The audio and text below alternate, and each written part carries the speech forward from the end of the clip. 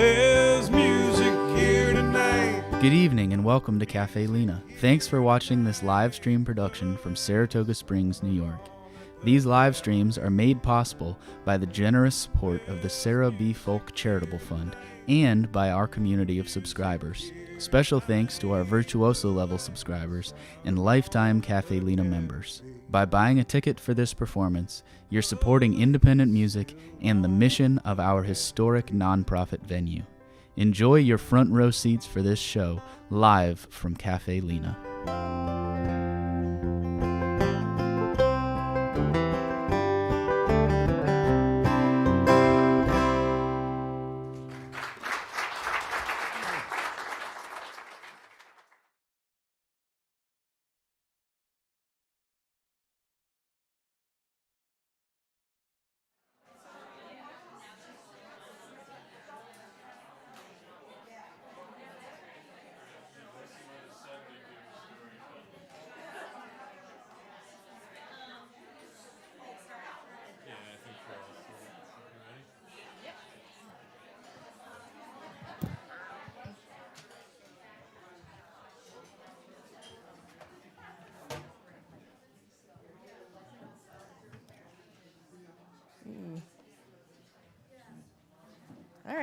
All right. Settle down. We're starting. It's poetry night on a Tuesday. That's crazy. So if I say Tuesday, it's Tuesday a lot. It's just to help ground, center myself, to orient myself to the day. So we're going to kick off this inaugural Tuesday poetry night with the fabulous Maggie Greaves. She's coming up in a few minutes. My name's Carol Grazer. I'm going to introduce Maggie, take over the open mic the rest of the night. Maggie's reading is going to be streamed on YouTube, so if you want to watch it again, you can do that, and you can share it with friends and family, poetry lovers. I'm going to start off, before I introduce Maggie, with a poem by Carolyn Forche, who was also a Skidmore professor at one time. It's kind of a heavy poem, but it's difficult times, and it's Carolyn Forche, so here it goes. On living in the hour of cities under siege, it is a time of being sorted by skin and hair, by mother tongue, as being from here or there, as pepper spray fills in the air, until the whole city stinks of it, and the men who arrived in rented cars with out-of-state plates, with faces covered, begin their hunt for carpenters, housemaids, dishwashers, kindergarten kids, for anyone who, to them, looks like they aren't from here. They'll pull you through the window of your car. They will not tell you who they are, who is in command. They wear a little of the alphabet and do not know that ice out also means the date in spring when it is forbidden any longer to fish on the lakes. They tackle and beat and cuff. It is never enough. This is where the people make their stand. These are the city's barricades and fires, leaf blowers blowing the tear gas back. Here are the bouquets left in the snow for the dead, candles in glass jars guttering out, hymns once sung in church. Anyone may be taken, and those who stand in the way are shot in the head. This is what should be said to the coming cities. You'll need gas masks, goggles, armbands, milk for your eyes, the name of someone who will search if you disappear. When the time comes, take in anyone who needs to hide. Bring pots of food to front lines everywhere. Hot soup and cocoa, a roast potato to warm the hands. When the time comes, listen to the whistle, the car horns, the cries in the air. That's Carolyn Forche.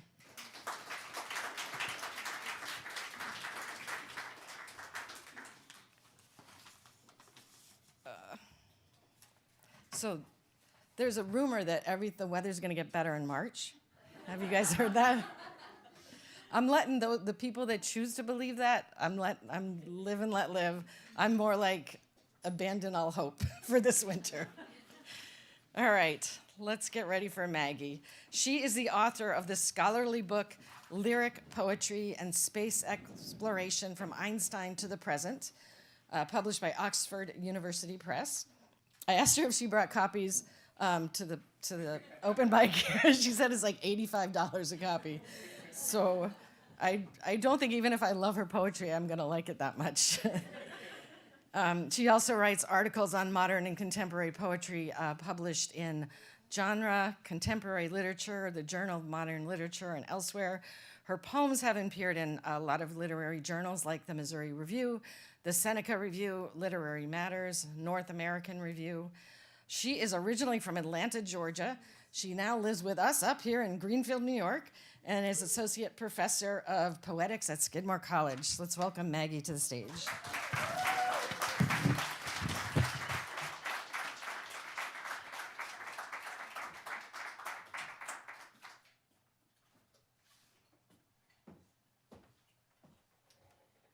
All right, thank you, Carol. You never want to follow Carolyn Forche, but I'll try.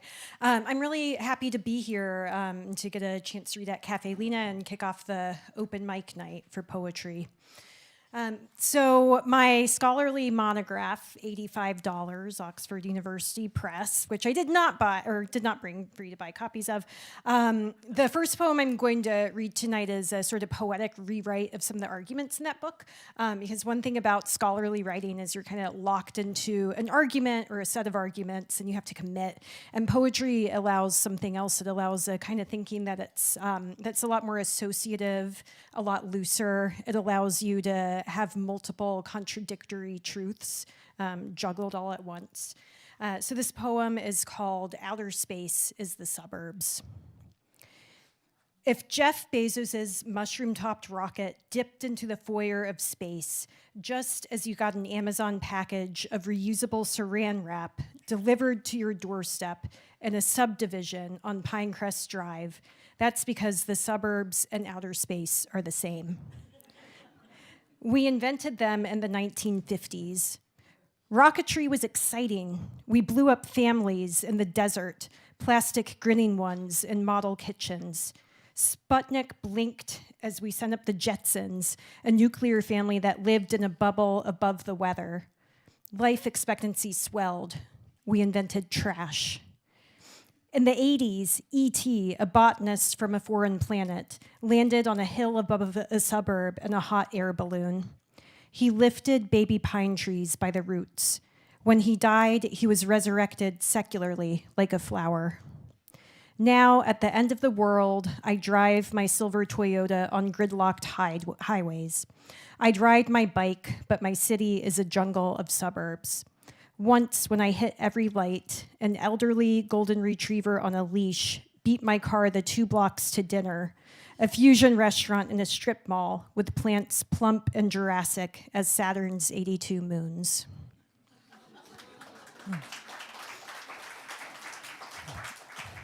Thanks. So I write a lot about science, more science-flavored than scientific work in my scholarship and my poems. And as I've been a mother of 2 little kids over the past 8 years, I've felt like I'm often observing them with a scientific sort of eye, chronicling everything they're doing.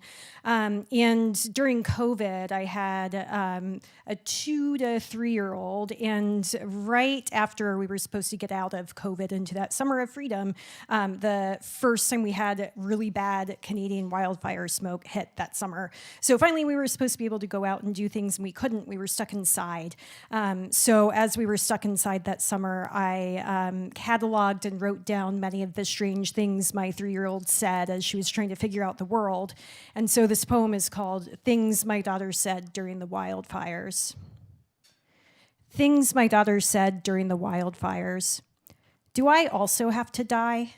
Will it itch?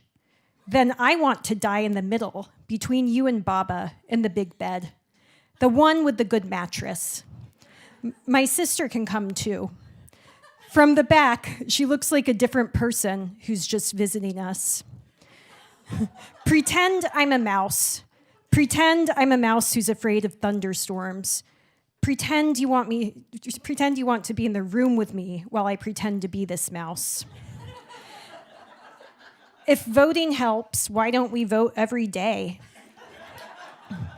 Remember 3 months ago from here, or a year, when I was little and I drew the thunder? What is a lord? Is it like Santa? Is Santa just a character? Is Santa ever the narrator? One day, there will be no one left to live in our house, but by then, the sun will be a ghost. Ghosts aren't real, but dinosaurs used to be. Are scientists real? Where are they?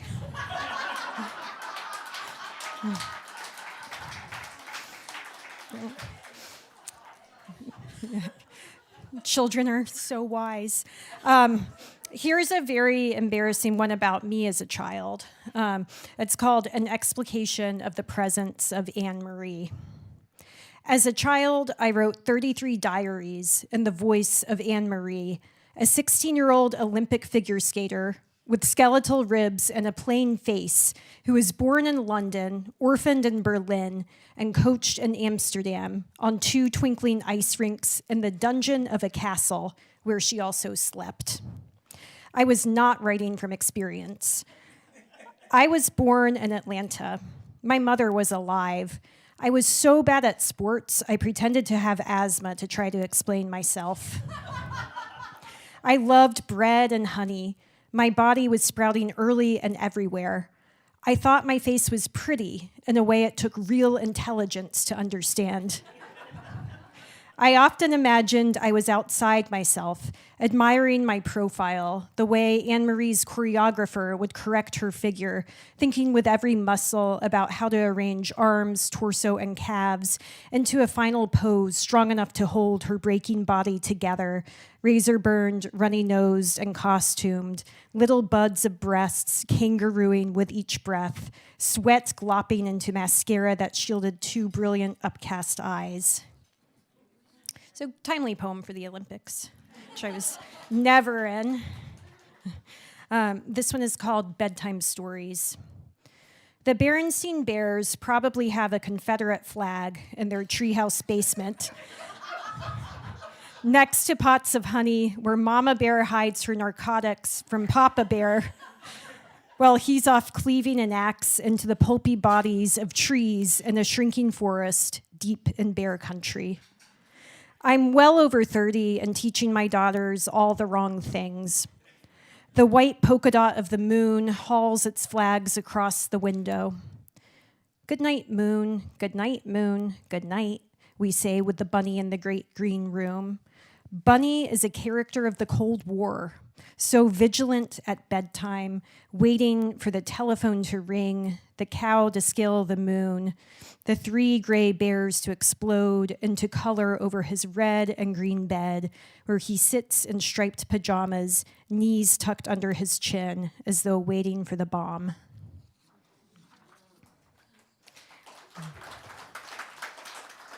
Thanks. Good Night, Moon is a poem of the early Cold War, by the way. This poem is called Saturdays at the Mall, and I'm really glad to be reading it here because it's about our beloved Wilton Mall. Saturdays at the Mall. Those gumballs in the glass machine are too stale to chew now, sweetheart. Now the whole promenade is empty, except for the walkers, woolly sneakered couples.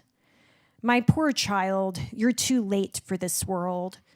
You can't read the clock that hangs between the sunny escalators oracularly. Mark Fisher, an economist who died by suicide, wrote that it's easier to imagine the end of the world than the end of capitalism. And it's true, the mall will never die. It survives at the edge of things, the soiled hem of the suburb, that wall behind the parked cars, that bright red finish line of history. The mall will never cross over. Even the ghosts are climate controlled. You might suspect them in the window of Claire's trying on tiaras, but you won't feel them plunge through you. What a release from amazement. What a relief. The food court beneath a pyramid of glass, the rabbits down that hall. We have no responsibility to awe. Oh, mall, mute the Saturday's green-winged aliveness. Make it winter everywhere, silver and uncomplicated. Spare my daughter her inherited dead. All right, my kids are always sick, so I'm always sick. I'm a little sick right now. And this poem is called Childhood Illnesses. I don't know if anyone's familiar with hand, foot, and mouth disease, but that is the illness alluded to in the beginning of this poem. Anyway, childhood illnesses. And today, what Baroque virus? Back in August, a muscled, bald dad on our text thread sent this. Maybe we can get a discount on the planet with the spiders. His fever was over 104. Then all his nails turned black.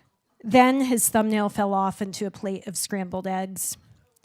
I always try to stay calm, but when I hear, Mom, I feel fluffed and irritated, like when I'm asked to play dolls. You be the mom, Mom. When I was a child, I played alone with a plastic dollhouse. It would never have occurred to me to ask my mother to be the mother. There were no parents at all, only 7 orphaned children from a hazy war. The dad doll had to play a tall, troubled boy who often ran out of the house on his stiff blue legs. He would turn up drunk and hungry in the bookcase or climbing the fronds of the potted fern. On my 7th birthday, after the cake and the friends had gone, I held that fern's crunchy body in my lap. All afternoon, I misted its splotched leaves. Understand, I did everything. I even steamed it in the bathroom while my mother stared at herself in the mirror, her hair lighter at the roots. I even fed it music from a handheld tape player. The music was even Vivaldi's Spring. But as it does, spring spun to summer, a hard season where burns the pine.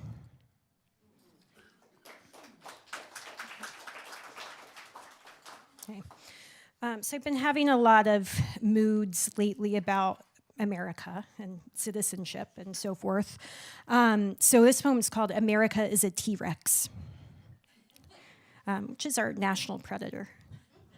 America is a T-Rex. Really, it only hunted when it had to. Those tiny arms were built to grasp a mate or perhaps to rise carnivorous and historical from a resting pose. And so we rose, carnivorous and historical.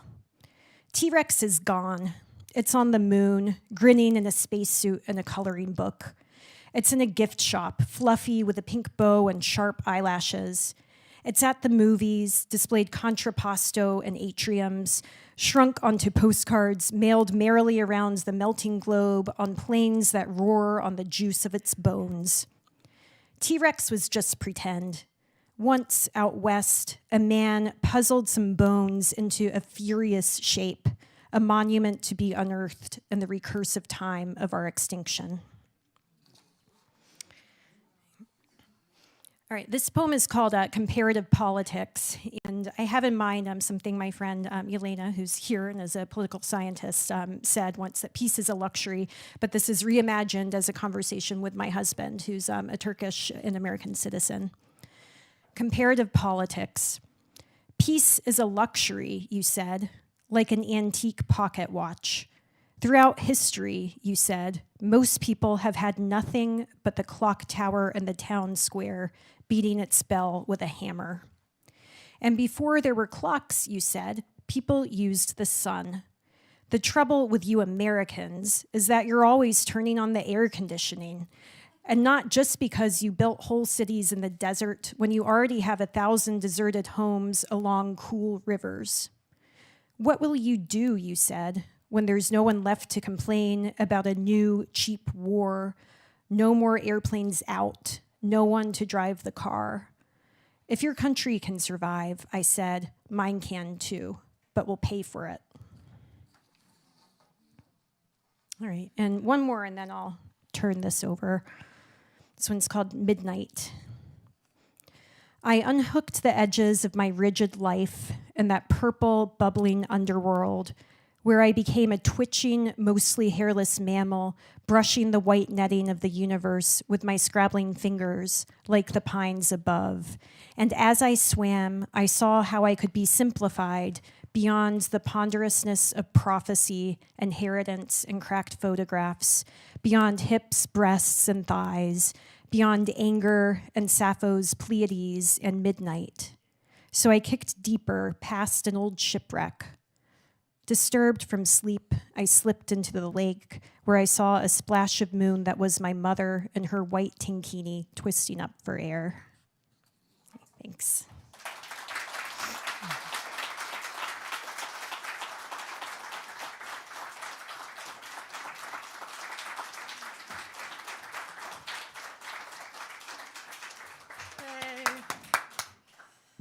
All right, let's hear it again for Maggie. That was wonderful.